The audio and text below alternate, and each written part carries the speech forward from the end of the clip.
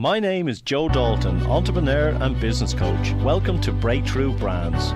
Each week we bring you an inspirational story and an insight to the minds of some of the top business leaders, authors and mentors from around the globe.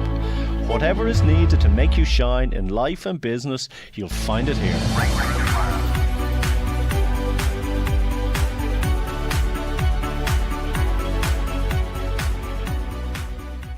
On today's show we have Cian Corbett.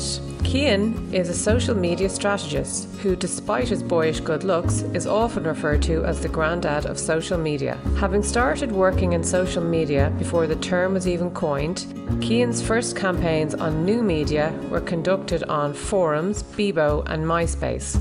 Following 6 years working with some of Ireland's biggest brains, while working at Core Media last year, Cian took up the reins as MD of Leading Social, a social and content agency based on Harcourt Street. When he's not advising on social strategies for Leading Social, Cian enjoys sharing his knowledge, lecturing and keynote speaking on social media and personal branding. Hi Cian, welcome to Hi, Breakthrough Joe. Brands. Hi, how are you doing? Thanks for having me. I have a question. Do you know, a lot of people out there talk to me about the psychology of sales, and selling to people is what every business wants to do. Sure. They want to nurture those clients and they want to, at the end of the day, make a sale. And a lot of people get on about social media. Some believe that it works. Some people don't believe that it works. Some are confused with what platform to use.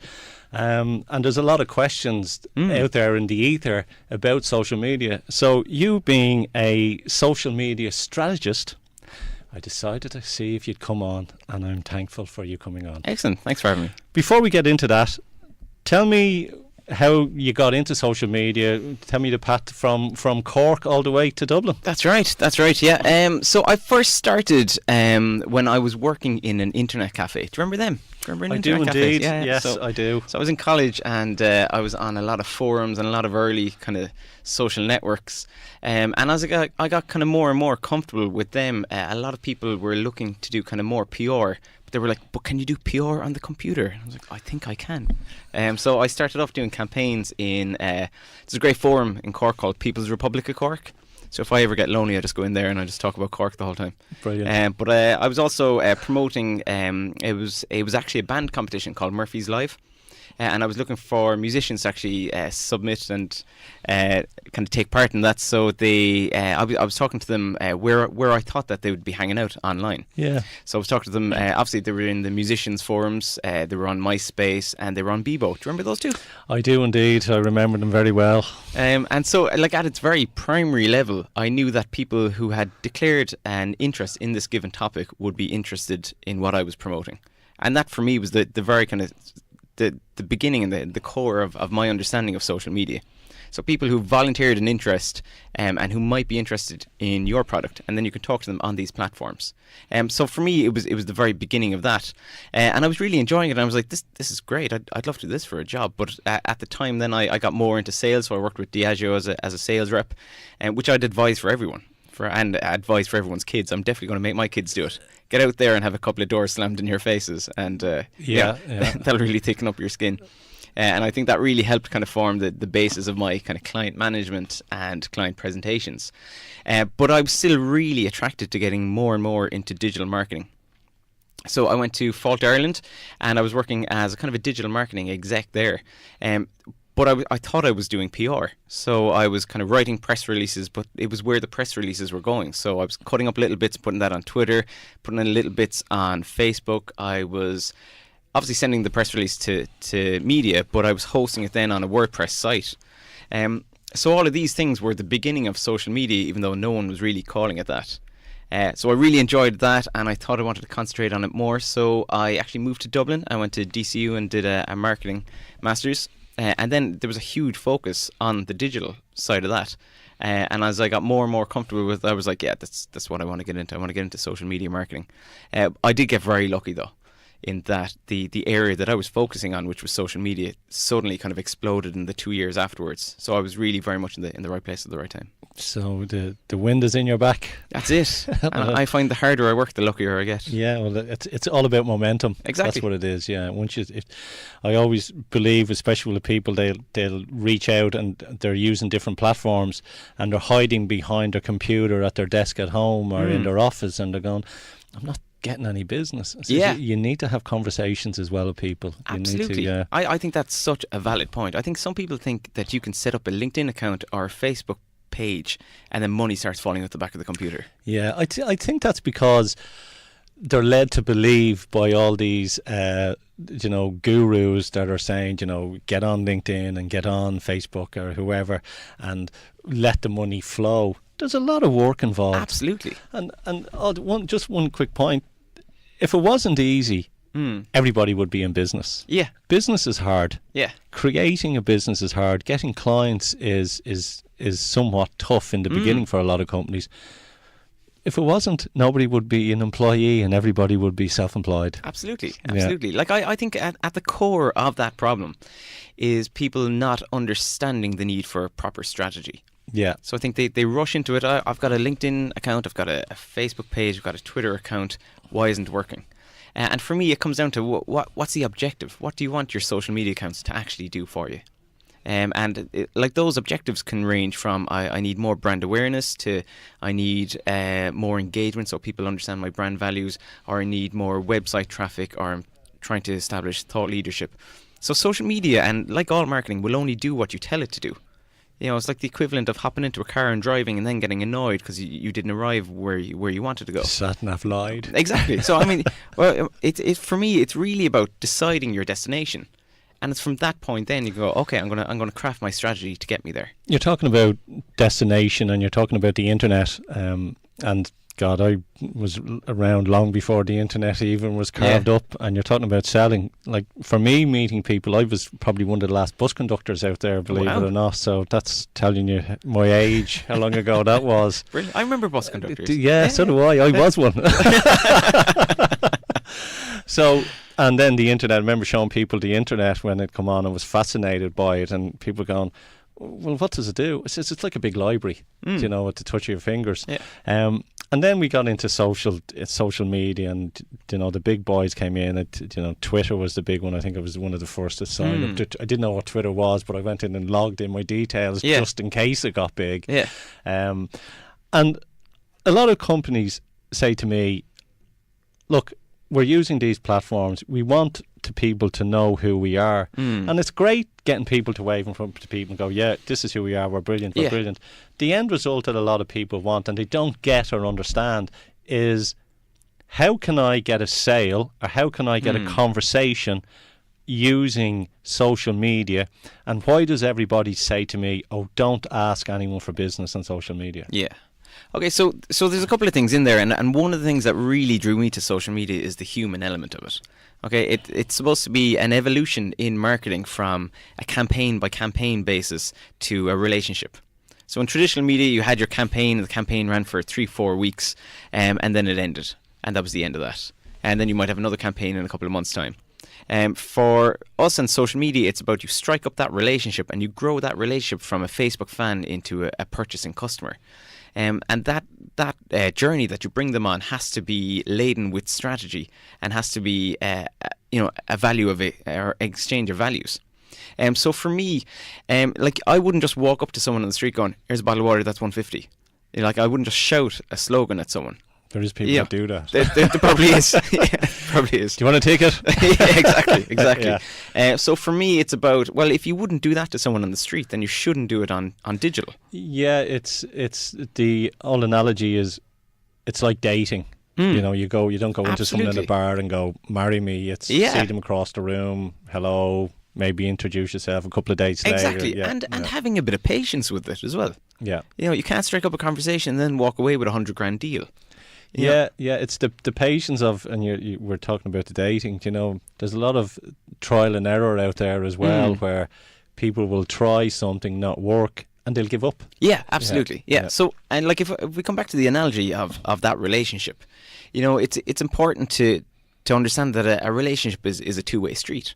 And I think some people are still stuck in that traditional marketing mindset of just, you shout a slogan at something, enough times that a sale will come. Yeah. Whereas on digital, it's like I'm going to add something to your timeline. So if you follow me, these are the lovely bits of information that I'm going to give you to make your day brighter. Romantic. Exactly. I have a very successful marriage. So it's like if you follow me on Twitter, you're going to get social media information. You're going to get my personal take on campaigns that are out there, and I hope to demystify the world of social media if you follow me on Twitter. Similarly for companies, they need to go, okay, if someone's going to follow me on Twitter, what difference am I going to make to their life on a daily basis? So no one is going to follow you to have slogans shouted at you. That's traditional advertising. Mm-hmm. People are going to follow you or they're going to become a fan of your Facebook page because the conversation that you're having is enjoyable. You're creating some sort of value to their timeline. So you're teaching them something new. You're making them feel inspired. You're making them cry. You're making them laugh. They're getting something for following you. Like Gary Vaynerchuk calls that the attention economy, which I think is a really articulate way of putting it. Yeah. So he says that we're sometimes he aggravates me. Oh yeah, absolutely. Yeah. You have to listen out for the good bits. Yeah. But he's saying that you're no longer competing against your competitors. You're competing against everybody. So you're competing against again for attention. So you're competing against your new nephew who's a gorgeous baby. You're competing against the Guardian on a fantastic article. You're competing against Donald Trump. So there's a really noisy, cluttered environment, and people want to know that if they're going to follow you for some reason, you need to be giving them some sort of value for that. Yeah, I always say when we're fighting on social media, we're fighting online, we're actually fighting for the space on your phone. Exactly. So the palm of your hand, there's a lot of noise out there that we're trying to get in front of people. Absolutely. One of the things that I always find amusing, someone will spend a lot of time on social media and they'll be not shouting, but they'll be sharing all that content with people and making them very much interested in their product. Yeah. And that person is reading up on it and learning it.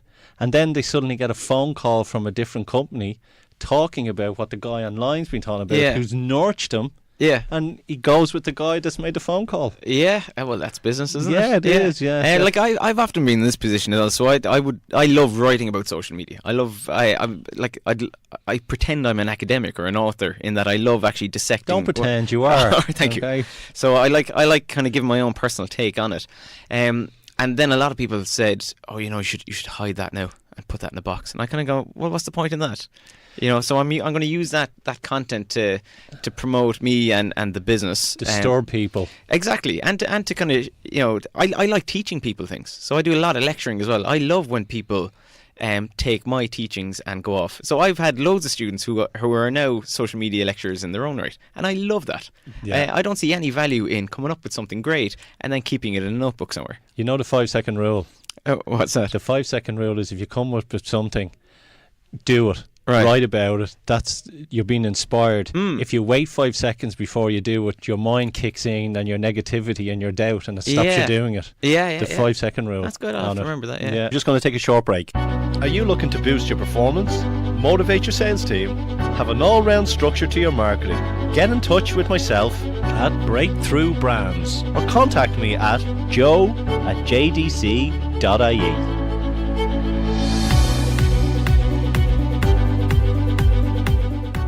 We're talking about social media. We're getting into a deep conversation, what works and what doesn't work. You have the floor. What works and what doesn't work? Yeah. Okay, so the first thing for me is decide what objective you want social to complete for you. Yes. Okay, so a lot of people say, well, I need sales. And I think that if you distill your brand values, communicate that properly, you build a community, then the sales will come. Yes. So it's also about an acknowledgement of you're not shouting slogans at people, you're trying to make people's lives better by sharing content. You form that relationship and then the sales come. I also think you need to be a bit patient with it, but I also think you need to enjoy it. So if you're looking at your social media channels as this big burden, like, oh God, I haven't posted anything in a while, I need to put something up there, any old nonsense, you're going to hate doing it, and that's going to come across in your content. So I would really, if you like your business, I would indulge in those passion points and then try to find customers who share those passion points. And the content that you get out of that then will be so much more interesting and so much more enjoyable for you to write, but also for you to talk about online and for the customers who are reading it. Do you think a company should work across multiple platforms or stick on one platform that they enjoy working on and like? Again, like it all comes down to the objectives for me. So it Yeah. depends on what that objective is. If your objective is to join live conversations, then Twitter is a fantastic one to do that on. If you want to have a mass broadcast channel, then Facebook and Instagram are perfect for that. If you're going to have a real core B2B focus and you need to put forward your thought leadership, then LinkedIn is great for that. So for me, it's really about thinking about what's your core objective, and then maybe focus on one or two of those and build it out. Yeah, for me, Twitter's a zero. Twitter Yeah. has driven me mad You're right. for years. I love LinkedIn. Mm. I love it. I use LinkedIn for B2B. Yeah. I used Facebook for B2C Mm. and Facebook for personal chats with people that I like talking to, Yeah. friends, family, but Sure. really on it, yeah. But yeah, I never really got through LinkedIn, through Twitter. Oh, really? Yeah. And yeah. and Twitter, like apparently Twitter have just recorded their first profit ever. Woohoo. Like literally in the last 2 days. So I'm connected with a lot of Twitter. 20p, was it? Well, I'd say it's kind of aided by Donald Trump and maybe aided as well by the fact that you've more communication space now. So it's gone from 140 characters to 280, Which is great. which is it's making communication easier. But it's also reflective of the problems that were there in the first place. So you're saying that you didn't like it, that you found it difficult to Well, use. the reason probably because I'm dyslexic. Oh, right, And, okay. I'm trying to figure out a characters in a small Okay. space of time. Yeah. Yeah. So You know what? that's And why, that's a very interesting point. You know, Yeah. the fact that if you're so reliant on short, snappy copy, Yeah. then that's going to be a problem. Yeah. Whereas Facebook and Instagram and Pinterest are just so visual that they can really work without the copy. Yeah. You know, so that's a very valid point. But that problem that you're talking about has been a huge reason for why Twitter stagnated in the first place. Like they got to about 325 million users, and they could never really break past that.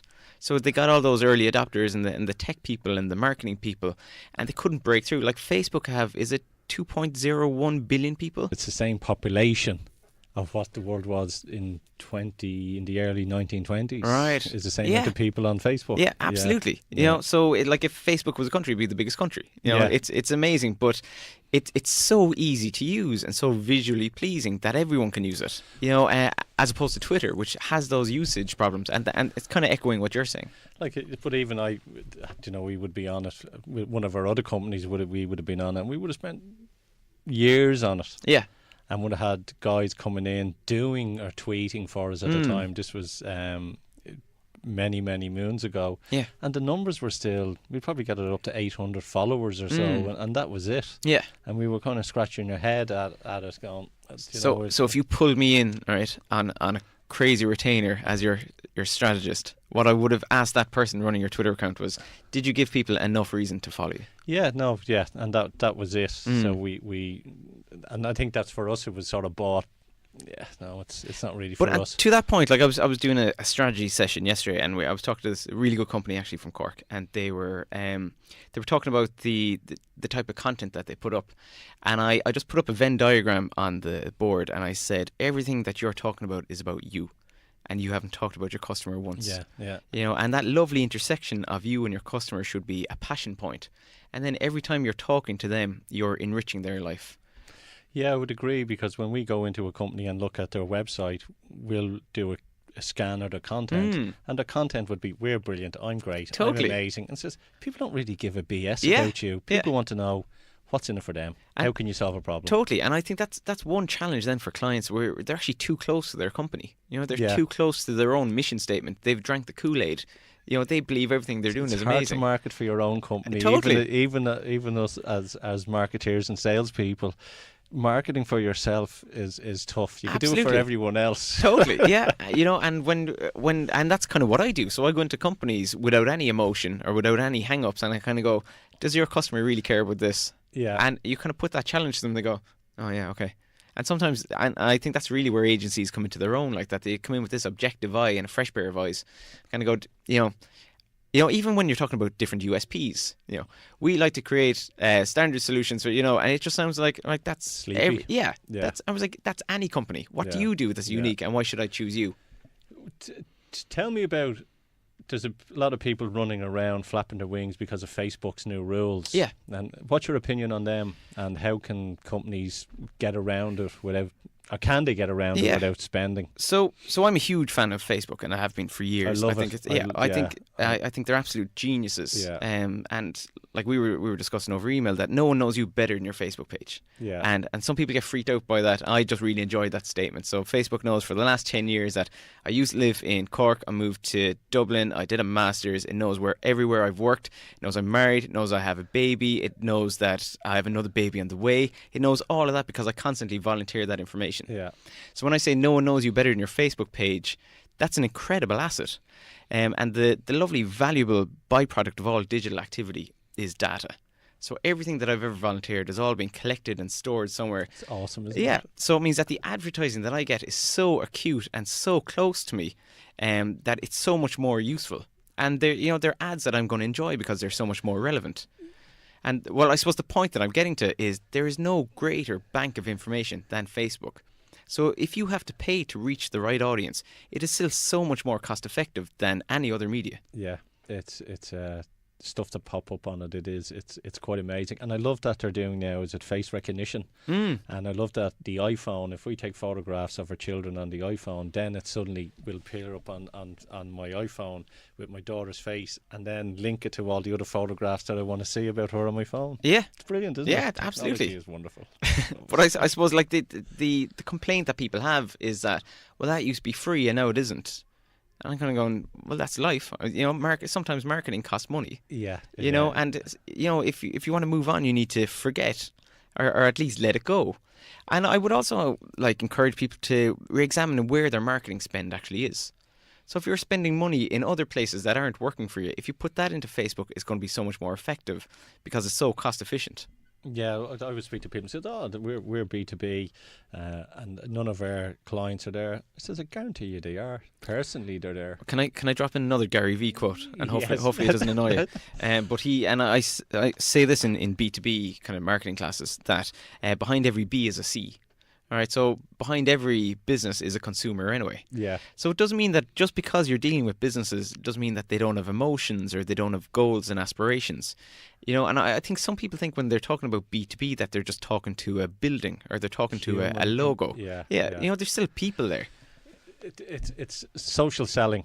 And is that the new buzzword that's floating around? Yeah, I mean, it's not even that new. Yeah, but it's not that new because I'm in sales 28 years, and we were social selling 28 years ago. Exactly, but it was just a different way of doing it. Totally, yeah.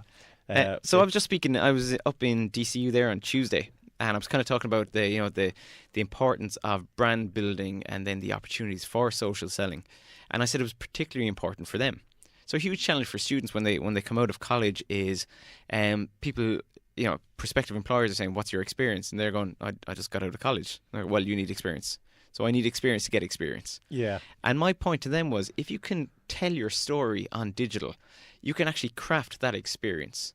So you can go off and you can do, say, a Facebook report and create that and demonstrate your expertise in a given topic and actually open doors for you before you go into an interview. And that's essentially what social selling is. It's about building up that personal brand, distilling what you're good at, and then demonstrating that with proof points. So every time you're talking, you're volunteering information, you're volunteering a point of view on something. Once you have that network built up, then you can use it. So then you can contact people saying, listen, I'm interested in talking to someone from IBM. Can you introduce me to anyone? Yeah. And you've built up that trust and validity through your content that those doors are going to open a lot easier.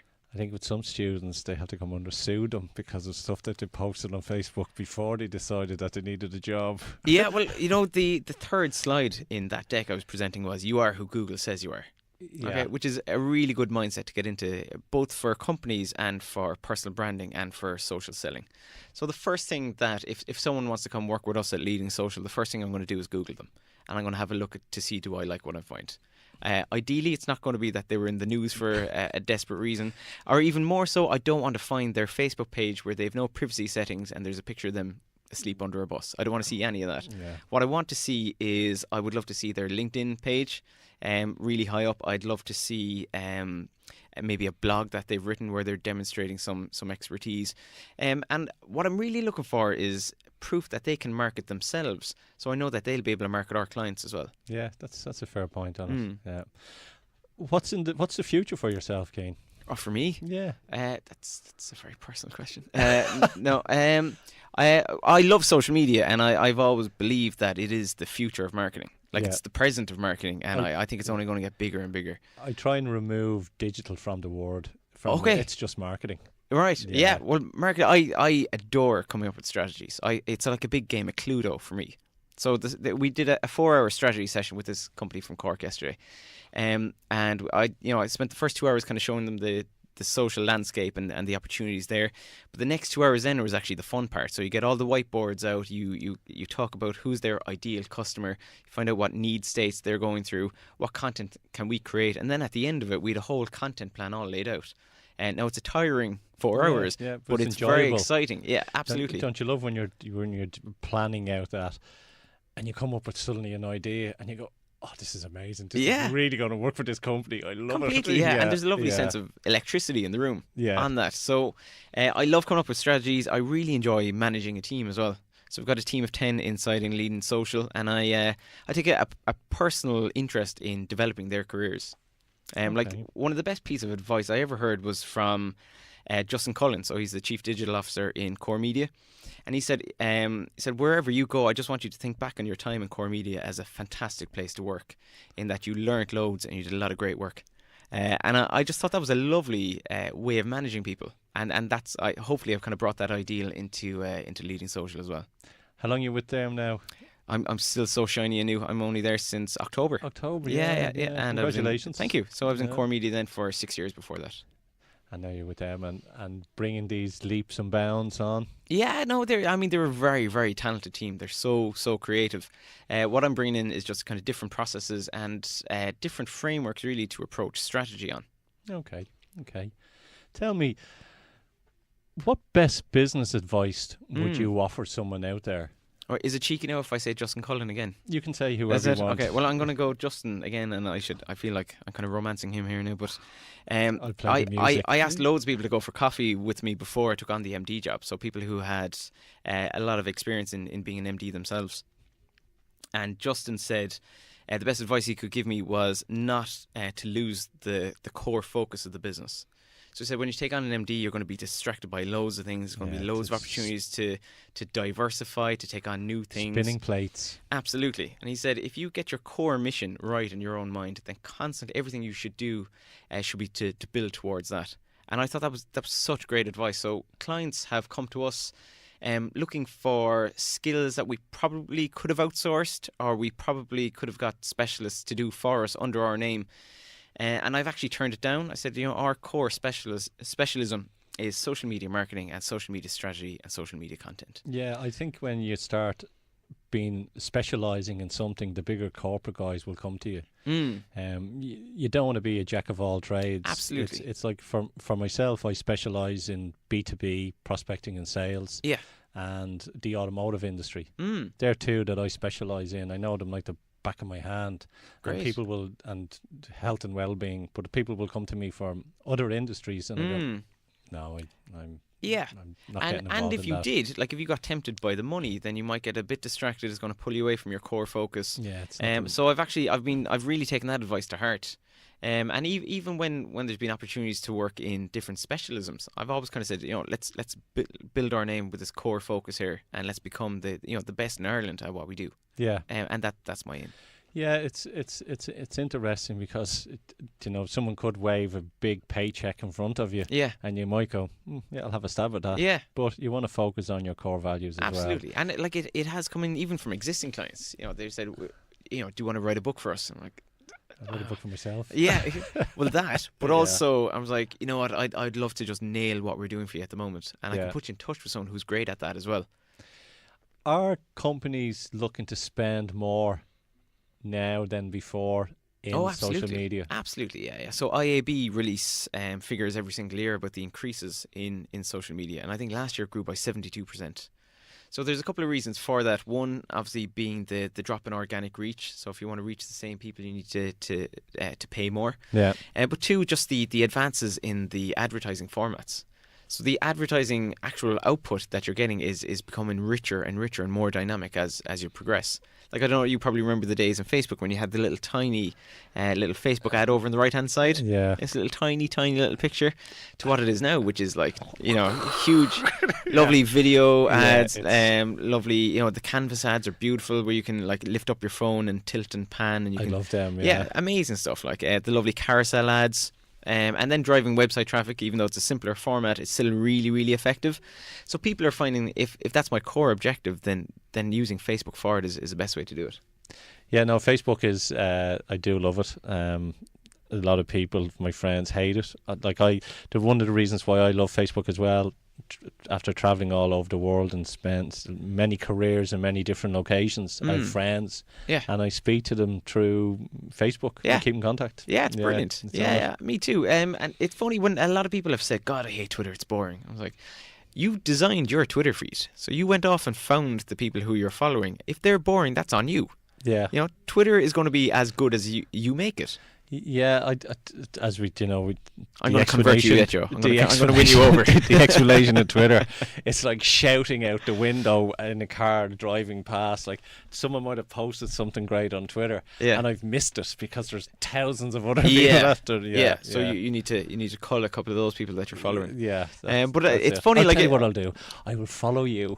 I'll tell you exactly what to do. But it's funny when people say like, "Oh, Facebook is boring." I was like, think about the pages that you're following. Think about the people that you're talking to on Facebook, and think about the content that you're interacting with. It's like you're in charge of what Facebook is. Yeah, it's like now with Facebook, the way they've culled it, and you know, you put a post on your page and 3 people get it. Yeah, and that's where on your business page. On your business page, yeah. Personally, I keep that personal group to myself, to my closest 390 million friends. Right. But I love LinkedIn. I love LinkedIn because it's B2B. There's a bit of banter. I love it that some people are still very much upper lip and have rules and regulations, and you kind of prod them a little. But it's you can reach a lot of people for free on LinkedIn on B2B. Absolutely, yeah. Well, LinkedIn are interesting in that they're changed though. What's that? It will change. Oh, inevitably it all will. Yeah. But in that they're the dinosaur of social media, essentially. Like they're around since 2003. Yeah. So they let all the other social networks go ahead of them and make all the mistakes. So they watched Bebo and MySpace kind of like do too much advertising, become too commercial. People left, and they sat back and waited. And then they watched Facebook make amazing kind of advances in educating the market, and then they borrowed little bits. So like I don't know, do you remember LinkedIn back in the day when it was really white? It actually looked like a CV. I was probably one of the first. Were you? Well done. Yeah. You're the proper granddad of social media. I don't know why I'm calling myself that. Yeah. But I have dormant accounts all over the place. But they looked at Facebook's success with visuals and said, you know what, if we give much bigger room to visual real estate, then people will enjoy it more. And if we make people's profiles picture even better, and if we make people's profiles pages nicer with kind of icons and, you know, their college logos and stuff like that, it's going to be a much more enjoyable place to be. So they stole little bits, and they stole, like from Twitter, they stole, you know, the whole follower influencer stuff. It was a great smart move when they bought lynda.com there. Yeah. And they're pushing that out now, and they're going to offer that the corporate way. And there is some stuff I know in the States what they're doing. And there's little magnets now that you have in the States. You hit a magnet, and that is such and such wants to speak to entrepreneurs or something. That hasn't come over here yet. Right. Or you play with something on LinkedIn, you go great, and you come back the next day and it's gone. Yeah, that is true. That is true. Yeah, no, I did find that kind of frustrating as well. Yeah, and especially with our podcast, you could easily put a podcast up on a link on your articles, and now you have to do a little bit more work because they've taken away the link and everything as well. So, well, you know what I really like though is the blogging aspect of it. I thought that was genius. Yeah, you know that they know that some people don't want the upkeep of a really long blog, but they need something longer than the status. Yeah, to really get under the skin and show your thought leadership. I thought that was a genius idea. Yeah, they are, and we're speaking to. I'm in regular touch with Kim Peterson. Stone, she's an influencer on Facebook. Okay. And not on Facebook, on LinkedIn, and she's telling me what's going on and Brilliant. they're using Getting in the the inside track. States, and she's got about 200,000 followers on Brilliant. it, and she's telling people what to do and how to tune in and how to use LinkedIn on it. So it's, and again, it's like for me, the effective way of using LinkedIn is be sure of who you are. So again, give yourself that objective. The imposter syndrome. Exactly. Well, I was speaking at a conference there at the start of the year called Fresh Resolutions, which is a really nice kind of health and wellness thing. And I came on kind of giving people advice in if you have professional goals, you have the tools there to complete them using digital and social. And I said, if you're going to do that, you need to distill what your personal brand is. So I just gave people an example for myself. And I said, I want to be the best person at social media in Ireland in 2018. That's what I want to be. Now, there's no league table. I can't tell if I've ever made it. But that's a nice goal for me to go. And I came up with just a content wheel. So we have an award for you here. Thank you. Excellent. So if I put that in the centre of my wheel, I have 3 cogs that then support that. Yeah. So every piece of content I put up there is to reinforce that. So even today, now going on Twitter, I sent out a tweet saying I'm going to be on here today talking about social media. So that is leading to that image of me trying to be the best at social media in Ireland. Social proof. Exactly. And that's what I was saying to people at that conference. And I think that's so important to really distill what exactly you want to get out of it, especially on LinkedIn. I think with you being a speaker as well sort of elevates that. People see you as an authority when you get out and start doing events and doing I think so. Yeah. I love telling dad jokes as well. So I just So you're slagging yourself down. Just get the dad jokes in. When did you get into speaking? So it was never really a problem for me. I think coming from sales, and you probably know this yourself, like that. Every day is a performance, essentially. Like so, it's a magic show. Exactly, but it probably would have started in the masters when I was doing tutoring, and then the opportunity to lecture with the Digital Marketing Institute came up. So I did a lot of that. So and then the step from lecturing to keynote speaking isn't too far anyway. So I just kind of got very comfortable with it. Into it. The star. That's funny, So I'm, exactly. So there's just a huge ego part of it. But so there's the politics is showbiz for ugly people. Brilliant. I'm going to steal that one off you. But it's funny though. Like even I think having a good understanding from the lecturing really helps the keynote speaking. Yeah. And then I think the keynote speaking really helps the strategizing, because you find what people find difficult, and you find what people find enjoyable. And you can build that then into when you're pitching for a piece of business, or when you come up for a particular campaign. You might go, no, I know what you're thinking. You might find this difficult. This is what we're going to do instead, and people get excited by it. Yeah. I love that Don Draper quote. You're not selling a product. You're selling a better version of yourself. Yeah, that's it. And I love telling people no. They think up and says no. We're not going that way. Why? Because it's stupid. They go, this is the more constructive ways. You're supposed to go. We're going to greenhouse that idea now. We're going to nurture that idea. I shoot from the hip. Just people just leaving your sessions bawling, crying. No, they accept my word. Yeah, that's where I think my Cork accent helps. It's for the greater good. You're doing it for them. That's what it is. You put yourself into their shoes. You put yourself into their customer shoes. You've been doing it a long time. You know it works. You know what happens. So trust me. Yeah, absolutely. Yeah. Best business book that you would recommend for people to read? Oh, that's a good question. What's the best? You see, I'm a huge reader of biographies. Do they count as business books? Yeah. I love the biography of Elon Musk. Just a huge fan. Actually, my best friend from school built the rocket that they just shot up yesterday. Yeah, a guy called Ken Ryan. He's from Glenmire, and he's one of the primary engineers. And it was a weird dichotomy for me going, I'm reading the book about your boss. The guy that you see nearly every day. I'm interested in him. I just think he's a fascinating person. So all of those business books and all those business lessons would have been from those biographies. Obviously, the Steve Jobs biography is amazing as well. Yeah, Steve.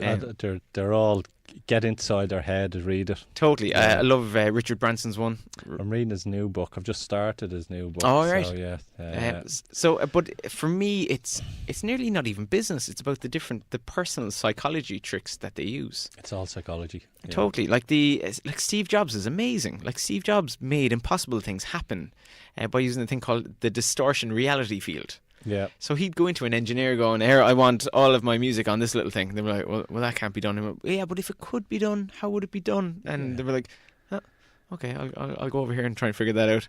Well, and then he'd shout at people until it was done. Henry Ford telling people that he wanted a 6-cylinder engine, and Yeah. they told him that it couldn't be done. Yeah. And he said, it can. Yeah. And got the engineers to work on it and work on it Yeah. and work with it. And eventually the 6-cylinder engine was created. Completely. Yeah. Yeah. So, Yeah. and again, that's psychology, and it's also emotional awareness, and Yeah. it's inspiration.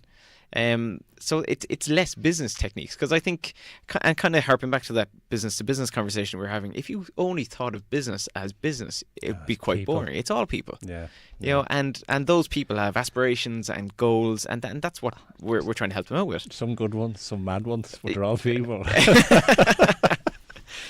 Cian, we'll come to the end of the show. Great. We're going to play out with a song. Mm. I want to know what song you would like us to play out with and why. It's a greedy song. It's I play with a band called Frank and Walters, Yeah. and I've played with them for 13 years, so they're part of the family. So any opportunity I get to promote them, I'll go with it. So I'd like to play Indie Love Song. And are they on YouTube? Oh, they're everywhere, because I do the digital marketing. So, yeah. Cian, it's been a pleasure having you on Breakthrough Brands. Love to have you on again. I've really enjoyed this chat. Excellent, me too. And chat to you soon. Thank you. Excellent. Thank you, Joe.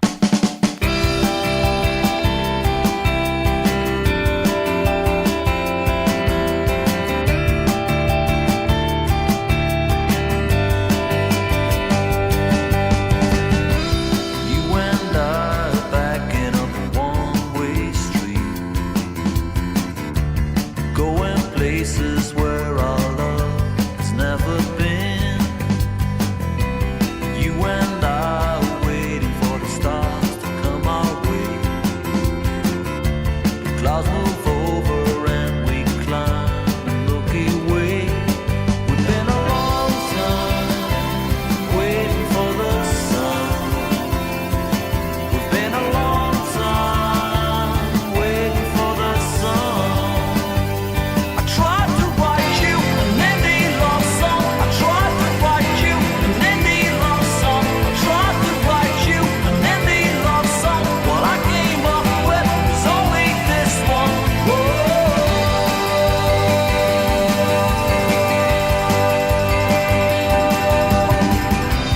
Some of us, we like to walk up hills and come back down. Small achievements and we're safe and sound. You and I were driving around the bends in South of France, trying to find somewhere our love can have a chance. We've been a long time waiting for the sun. We've been a long time waiting for the sun. I tried to write you an indie love song. I tried to write you an indie love song. I tried to write you an indie love song. All I came up with was only this one.